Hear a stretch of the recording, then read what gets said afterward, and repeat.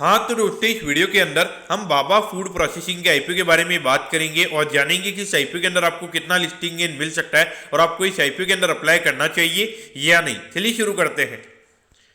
तो देखिए, सबसे पहले हम ये जानेंगे कि ये कंपनी क्या काम करती है। तो देखिए, जो कंपनी है 2015 में ये कंपनी स्टार्ट हुई है, यानी कि लगभग 7 से 8 साल ये कंपनी को स्टार्ट हुए हो चुके हैं। क्योंकि ये जो कंपनी है, ये कंपनी हमें व्हीट फ्लोर से रिलेटेड जो भी प्रोडक्ट्स होते हैं वो ये कंपनी हमें यहाँ पे बनाती हुई नजर आती है। अगर हम कंपनी के प्रोडक्ट पोर्टफोलियो की अगर हम बात करेंगे तो यहाँ पे व्हीट आटा ये कंपनी हमें बनाती हुई नजर आती है। उसके अलावा मैदा हो गया, तंदूरी आटा हो गया और उसके अलावा जो सूजी होती है, ये 4 प्रोडक्ट्स ये कंपनी हमें यहाँ पे अभी बनाती हुई नजर आती है। अगर हम कंपनी के मैन्युफैक्चरिंग यूनिट की अगर हम बात करेंगे तो यहाँ पे नगरी रांची के अंदर हमें कंपनी का मैन्युफैक्चरिंग यूनिट यहाँ पे नजर आता है और अभी यहाँ पर एक और मैन्युफैक्चरिंग यूनिट ये कंपनी हमें ओपन करती हुई नजर आएगी और उससे रिगार्डिंग यहाँ पे कंपनी का जो आईपीओ है वो हमें यहाँ पे आता हुआ नजर आ रहा है।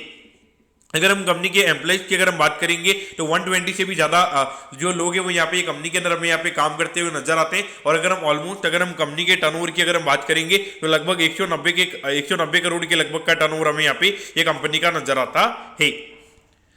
अब अगर हम यहाँ पे ऑब्जेक्टिव की अगर हम बात करेंगे, यानी कि जो आईपीओ से कंपनी को पैसा मिलने वाला है उसे कंपनी कैसे यूटिलाइज करने वाली है, तो देखिए यहाँ पे पटना बिहार के अंदर यहाँ पे कंपनी को एक नया मैन्युफैक्चरिंग यूनिट ओपन करना है, तो उसके रिगार्डिंग यहाँ पे कंपनी का आईपीओ में आता हुआ नजर आ रहा है। और उसके अलावा अगर हम बात करेंगे तो यहाँ पे कंपनी को बेसन वगैरह यहाँ पे और बेसन हो गया और सट्टू हो गया, ये दो चीजें यहाँ पे कंपनी को और मैन्युफैक्चर करनी है आने वाले टाइम के लिए। जो इनका करंट मैन्युफैक्चरिंग यूनिट है वहां पर ही कंपनी को मशीनरी वगैरह बाय करनी है इसके रिगार्डिंग, तो इसलिए यहाँ पे कंपनी का आईपीओ में आता हुआ नजर आ रहा है। और उसके अलावा यहाँ पे जो कंपनी ने जो लोन्स वगैरह लिए हुए हैं तो उसे यहाँ पे कंपनी रीपे करती हुई नजर आएगी। तो ये 3 चीजों के रिगार्डिंग हमें यहाँ पे कंपनी का आईपीओ आता हुआ नजर आ रहा है। तो देखिए, डेफिनेटली अगर हम देखेंगे तो यहाँ पे बेसन हो गया और सट्टू हो गया, ये 2 प्रोडक्ट्स हमें यहाँ पे कंपनी के प्रोडक्ट के अंदर और हमें ऐड होते हुए नजर आएंगे। तो कहीं ना कहीं देखा जाए तो long term point of view से ये चीज मेरे ख्याल से काफी ज्यादा पॉजिटिव रहेगी।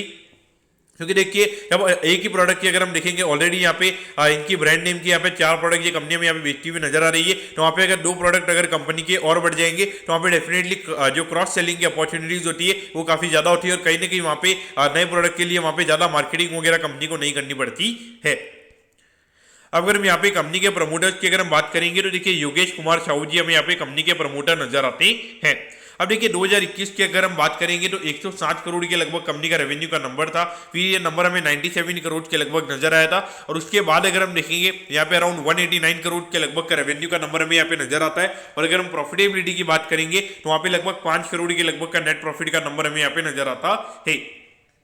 तो यानी कि अगर हम नेट प्रॉफिट मार्जिन की अगर हम बात करेंगे हार्डली 2 से 2.5% की लगभग का नेट प्रॉफिट का मार्जिन हमें यहाँ पे कंपनी का नजर आता है। और देखिए, चाहे यहाँ पे भले ही कंपनी के रेवेन्यू के नंबर्स कितने भी बढ़ जाए, लेकिन जो प्रॉफिटेबिलिटी है वो कंपनी की हमें इतनी देखने को मिलेगी। देखिए, अगर हम देखेंगे एट दी एंड जो कंपनी यहाँ पे प्रोडक्ट हमें सेल करती हुई नजर आ रही है वो एक तरीके से कमोडिटी प्रोडक्ट हमें यहाँ पे कंपनी सेल करती हुई नजर आ रही है एक तरीके से, यानी कि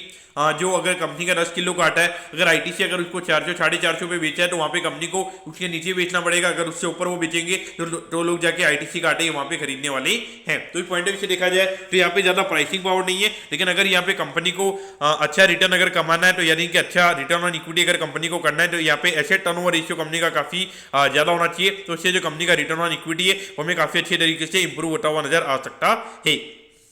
अगर हम यहाँ पे पहले क्वार्टर की अगर हम बात करेंगे तो यहाँ पे अराउंड 41 करोड़ के लगभग का रेवेन्यू का नंबर कंपनी का नजर आता है, जो कि इंडिकेशन दे रहा है कि लगभग 160 से 170 करोड़ के लगभग का पूरा फाइनेंशियल ईयर का कंपनी का रेवेन्यू का नंबर हो सकता है। मेरे ख्याल से एक क्वार्टर की प्रॉफिटेबिलिटी मेरे ख्याल से नहीं देखनी चाहिए। हमारा जो वैल्यूएशन का जो मैट्रिक्स रहेगा वो हम यहाँ पे पिछले साल के हिसाब से हम यहाँ पे करने वाले हैं।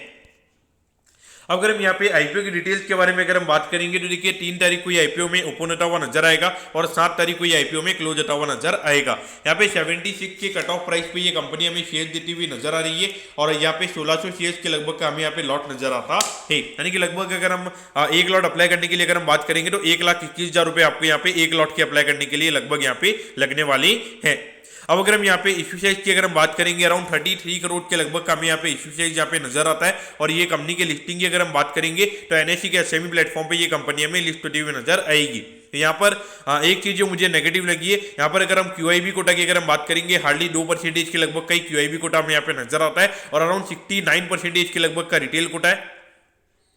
तो यानी कि उसके हिसाब से अगर हम बात करेंगे तो लगभग यहाँ पे 21 से 22 करोड़ के लगभग का जो इश्यू का साइज है वो हमें यहाँ पे रिटेल कोटा के अंदर हमें यहाँ पे नजर आता है। तो देखिए मुझे दिक्कत ये लगती है कि जब रिटेल के पास में इतने ज्यादा शेयर्स आ जाते हैं तो जो नॉर्मली जो रिटेल पब्लिक होती है वो लिस्टिंग के दिन डेफिनेटली एक ज्यादा हैवी सेलिंग करने के लिए हमें आती हुई नजर आती है। तो जब इतना ज्यादा 21-22 करोड़ के जब शेयर एकदम साथ में हमें बिकते हुए नजर आएंगे तो कहीं ना कहीं हो सकता है कि यहाँ पे लिस्टिंग पे हमें थोड़ा प्रेशर यहाँ पे कंपनी की लिस्टिंग पे देखने को मिल सकता है।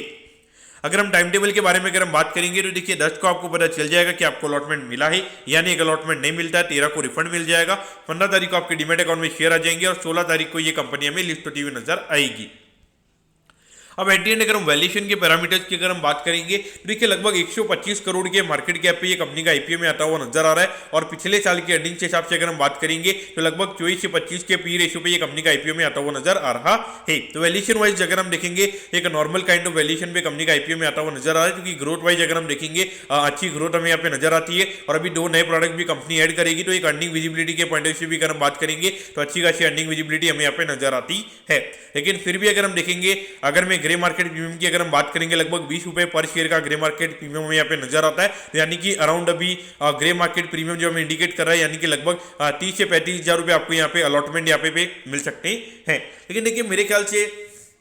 भले जीएमपी यहाँ पे अच्छा है, लेकिन मुझे एक दिक्कत जो नेगेटिव पॉइंट ये लगा है जो क्यूआईबी यहाँ पे 2% के लगभग का ही है, तो मुझे अभी भी लगता है कि भले जीएमपी यहाँ पे अराउंड 20-25% के लगभग का है, लेकिन एक बार के लिए यहाँ पे लिस्टिंग पे हमें थोड़ा प्रेशर देखने को मिल सकता है। जैसा अगर आपने देखा होगा विष्णु सूर्या प्रोजेक्ट वाला जो आईपीओ था वहाँ पर भी रिटेल कोटा काफी ज्यादा था, इसीलिए लिस्टिंग की अगर हम बात करेंगे तो लिस्टिंग इतनी अच्छी हमें होती हुई नजर नहीं आई, तो उसके बाद में वो आईपीओ में चलता हुआ नजर आया था। तो उस पॉइंट से देखा जाए तो ये मुझे लगता है कि लिस्टिंग के बाद में हमें अच्छा खासा चलता हुआ नजर आएगा, यानी कि अगर आपका कम से कम 5 से 6 महीने का वेट तो मेरे ख्याल से आपको यहाँ पे अप्लाई करना चाहिए। हो सकता है कि लिस्टिंग में एक बार के लिए ये नीचे भी खुल सकता है या फिर पॉजिटिव भी खुल सकता है, तो मैं डेफिनेटली इसको थोड़ा लिस्टिंग के बाद में इसको वॉच करूंगा। मैं लिस्टिंग के लिए अभी इसको अप्लाई नहीं करने वाला, क्योंकि अगर हम देखेंगे अभी थोड़े मेन बोर्ड आईपीओ भी हमें यहाँ पे नजर आते हैं तो वहाँ पे थोड़े फंड्स हमारे ब्लॉक रह जाते हैं, लेकिन डेफिनेटली लिस्टिंग के बाद में देखूंगा। मुझे लगता है कि कोई ज्यादा बंपर लिस्टिंग हमें देखने को नहीं मिलेगी, क्योंकि इतने ज्यादा आईपीओ है इतना ज्यादा फंड मेरे ख्याल से लोगों के पास में नहीं रहेगा। इस पॉइंट ऑफ व्यू से मैं इसको पर्टिकुलरली लिस्टिंग के बाद देखने वाला हूँ। तो दोस्तों मैं होप करता हूँ कि बाबा फूड के आईपीओ के बारे में आपको सब कुछ समझ में आ गया होगा। अगर आपकी कोई भी क्वेरीज है आप कमेंट कीजिए, मैं जरूर आपके कमेंट पर रिप्लाई करूंगा। ओके दोस्तों, thank you, have a nice day.